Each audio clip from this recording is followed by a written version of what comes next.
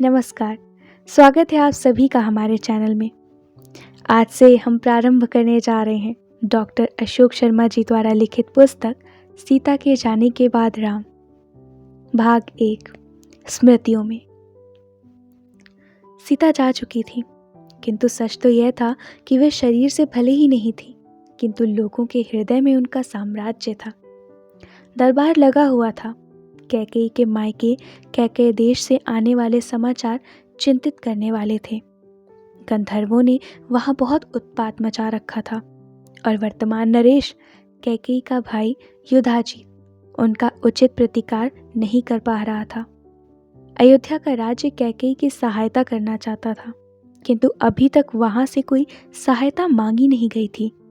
अतः दरबार ने इस संबंध प्रतीक्षा की बात की।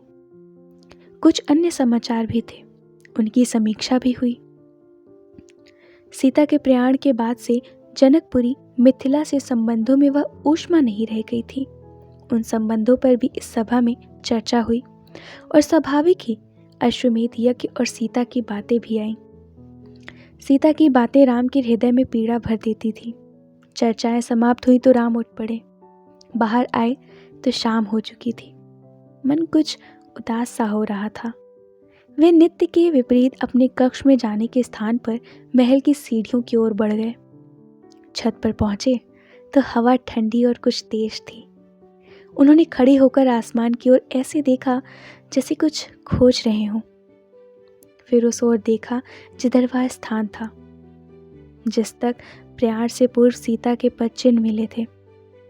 कुछ देर तक तो वे अपलक उधर देखते रहे, फिर झुकाकर धीमे कदमों से चलते हुए छत के उस किनारे पर आ गए जहां मिट्टी के पात्रों में फूलों के बहुत से पौधे लगे हुए थे। सीता जब थी तब उन्होंने इन पौधों में फूलों के पौधे लगवाए थे। वे पौधों का बहुत ध्यान रखती थी। उनके जाने के बाद राम अक्सर इन पौधों के पास आकर खड़े हो जाते और इनमें खिले फूलों को निहारते और छूते थे। यह उन्हें सीता की याद और एक सुखद सी अनुभूति कराता था। आज वे इस ओर आए तो कुछ देर तक खड़े इन्हें देखते रहे, फिर झुककर इनमें से एक फूल तोड़ा और बहुत धीरे से उसे अपनी दोनों हथेलियों के बीच में रखकर उनके स्पर्श को महसूस करते हुए छत पर बने कक्ष में आ गए। वह शेष भवन से थोड़ा अलग था और सीता के जाने के बाद से अक्सर जब सीता की स्मृतियां घेरने लगती, वे एकांत खोजते हुए इस कक्ष में आ जाते। वे बहुत अच्छी वीणा बजाते थे और अपनी वीणा उन्होंने इसी कक्ष में रख रखी थी। राम कक्ष में आए तो कुछ देर तक यूं ही बैठे रहे, फिर उठे, हथेली की फूल को बहुत सावधानी से एक ओर रखकर वीणा के पास बैठकर उसके तारों को छेड़ने लगे। थोड़ी देर बाद वीणा उठाई, गोद में रखी, दीवार से पीठ और सिर टिकाकर बैठ गए। मन में सीता और हाथ में वीणा लिए राम ने नेत्र बंद किए और वीणा के तारों पर उनकी उंगलियां खेलने लगी। कक्ष जैसे दैवीय संगीत से भर उठा। वे बहुत देर तक यूं ही नेत्र बंद किए उस संगीत में डूबे रहे। धीरे धीरे मन जैसे कहीं खोने लगा। वीणा पर चलने वाली उंगलियों की गति कम होने लगी, फिर धीरे धीरे रुक गई। कुछ देर तक वे वैसे ही बैठे रहे और फिर पता नहीं कब उनकी आंख लग गई और धीरे धीरे एक स्वप्न उनकी आंखों में भर आया। यह एक बहुत ही सुंदर स्थान था जहां बहुत से वृक्ष, फूल और चिड़ियां थी, साथ ही बहुत ही खूबसूरत और रंग बिरंगी परियां भी, और उनके मध्य एक सुनहरे रंग की परी थी जो शायद उनकी राजकुमारी थी। उसने एक बहुत खूबसूरत मुकुट पहन रखा था जिसमें जड़े हुए रत्न बहुत अधिक चमक रहे थे। वे सब बहुत अधिक हंस रही थीं। ऐसा लग रहा था जैसे हंसना उनका स्वभाव ही हो। तभी वह सुनहरी परी हंसते हुए आगे आई। सभी परियां उसके पीछे हो गईं। सुनहरी परी वहां खिले फूलों के पास बार बार ऐसे रुक रही थी जैसे उनसे बात कर रही हो। जिस फूल के पास भी ठहर कर वह उससे बातें करती, उसे धीरे से सहला भी देती और उस फूल पर उसके स्वाभाविक रंग के अतिरिक्त कुछ चमक सी भी आ जाती। तभी एक चिड़िया आई और उसके हाथ पर बैठ गई। क्या हुआ? सुनहरी परी ने चिड़िया से पूछा। वहां उस तरफ एक नया पक्षी आया है जैसा पहले कभी नहीं देखा, चिड़िया ने कहा। कैसा है वह? हम सबसे बड़ा और क्या, बहुत खूबसूरत भी। अच्छा, कहाँ? चलो देखते हैं, सुनहरी परी ने कहा और वे चल पड़े। आगे आगे वह चिड़िया और उसके पीछे सुनहरी परी और उसके पीछे अन्य परियां। नया पक्षी जो एक पेड़ की डाल पर बैठा था उन सबको अपनी ओर आते देखकर चौंका। कुछ सावधान होकर उसने उड़ने को हुआ, किंतु परियों की राजकुमारी ने उसे रुकने का संकेत किया। पक्षी रुक गया।